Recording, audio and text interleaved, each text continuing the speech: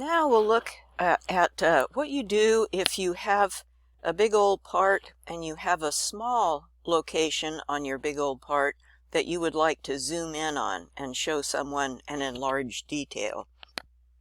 And that's what ASME calls it, an enlarged detail. You are looking at the ASME standard for enlarged details. And I say that because we're going to look at many different ways that drafters do these that are not exactly the standard, but here's what ASME says. And they are having, you'll notice this is a thick line and it's a phantom line type. So that means you could use the cutting plane layer to make this part of a circle. And then the annoying thing to me is that you have to break the circle and put arrowheads on it. And the only way I know to do it well, I shouldn't say that. The way I do it is I make little short leaders and chop them off so that I have just the arrow. You can also use a polyline with a varying line width to make those.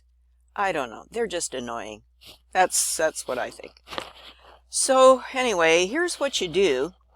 In the ASME standard, you put a circle around the place you're talking about and break it with 2 arrowheads and label it whatever you're going to call it. In this example, they're calling it A.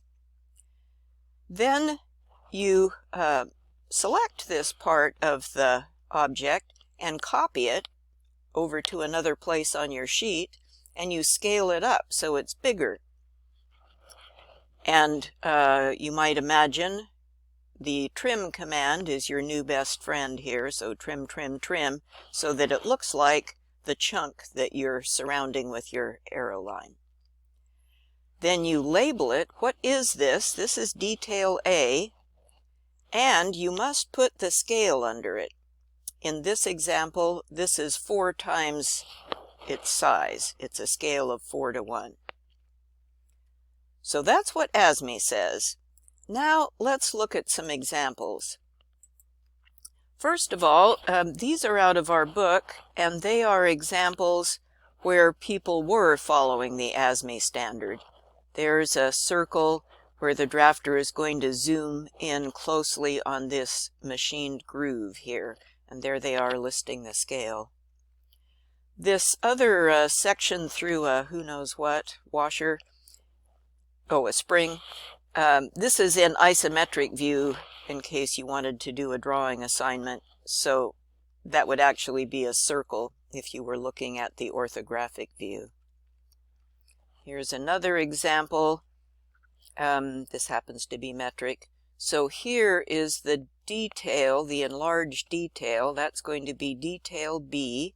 Now let's look around. Aha, there's detail B, showing just the part that they captured with their circle. And you can see the benefit of this. You would not have room to put all these dimensions in your regular view. It's just too small. But with an enlarged detail, with everything blown up, you've got room to get that stuff in there. So they've labeled detail B, and they've named the scale.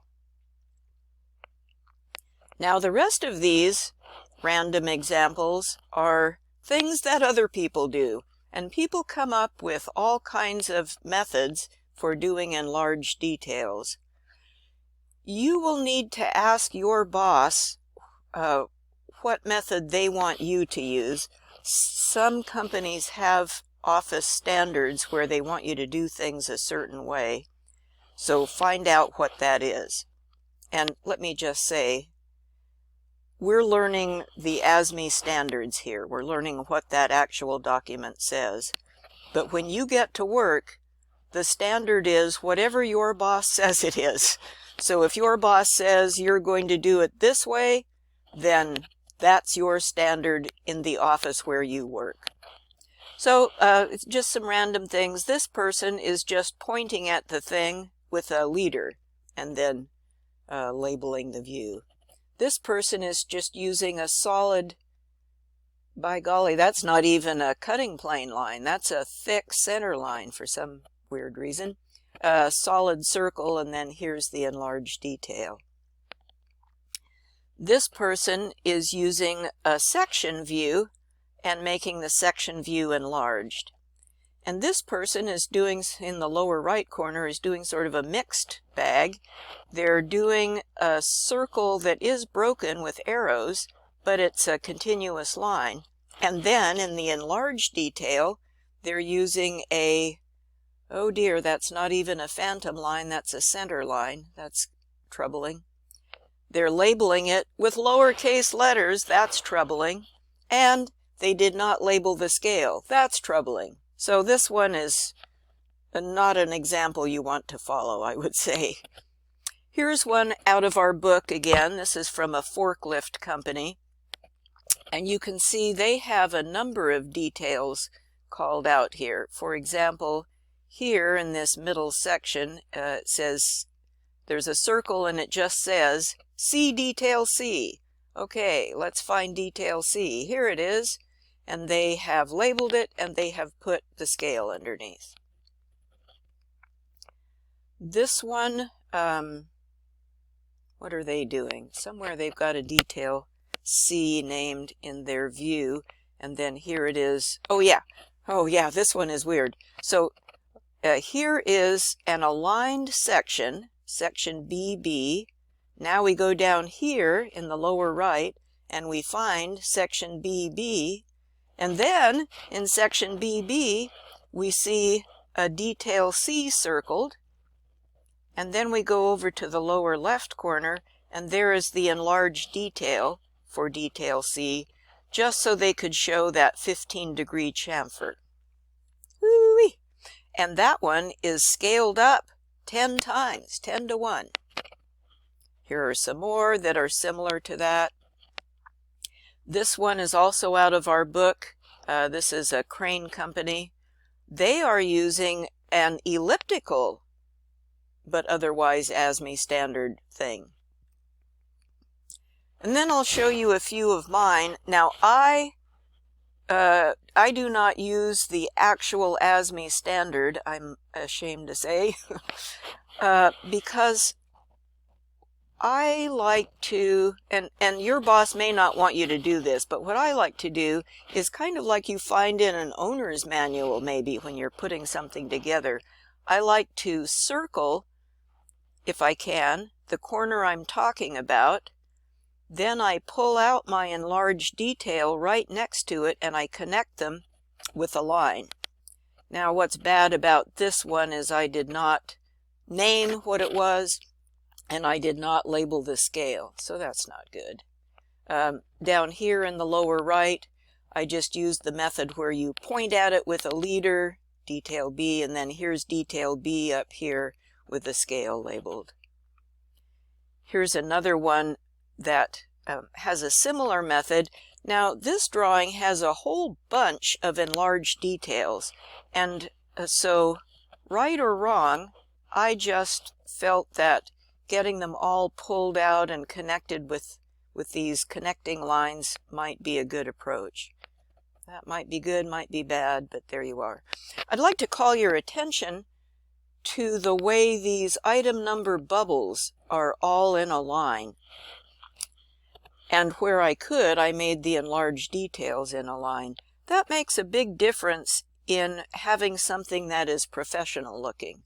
By the way, this particular company used elongated shaped bubbles rather than circular bubbles because they had such long part numbers. And then here's one that has 2 enlarged details. This is an electrical switchgear panel. So here's the method with thin phantom line. Yeah, I use thin lines for those. I want to contrast those lines with actual objects, and I know that's not to standard. Anyway, here's detail A, and then down at the bottom, here's detail A. It's at full scale. Then here's one where this is not an enlarged detail, this is showing two different options that the customer could buy for what they're going to put on the end of this stand here. What I wanted to point out here is how you can use view arrows outside your part, similar to how you would use section arrows, cutting plane arrows.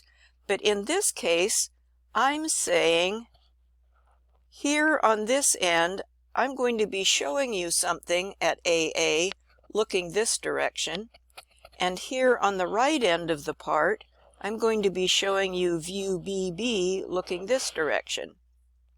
And notice this is a D-size sheet already, and still there's not enough room for those end views to be aligned, so I had to move them onto another sheet.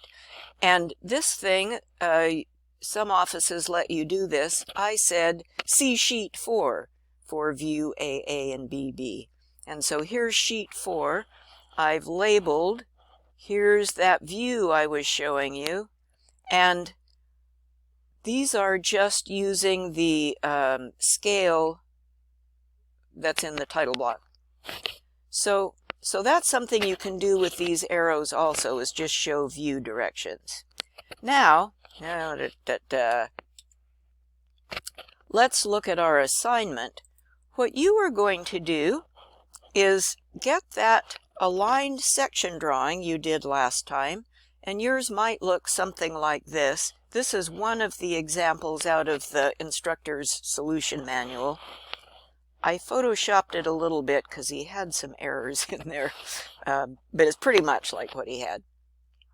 So here's an example of how your drawing might look, and then here is what you're going to do for your enlarged detail. Put a circle around part of this countersunk bore here and label it A. Then somewhere on your sheet, put a copy of that part of your part and enlarge it.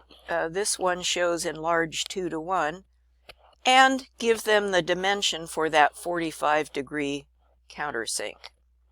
Now what I like to do is I just grab whatever I've got here and drag it over here, and I have too much line sticking out. You will too. That's where your trim command comes in, and you kind of figure it out as you go. Just maybe draw some temporary cutting lines in here and start trimming, and do what you can to make it look like how you want. I know that's pretty vague. Do what you can do to show a little chunk of that piece at an enlarged scale. All right, so there you go.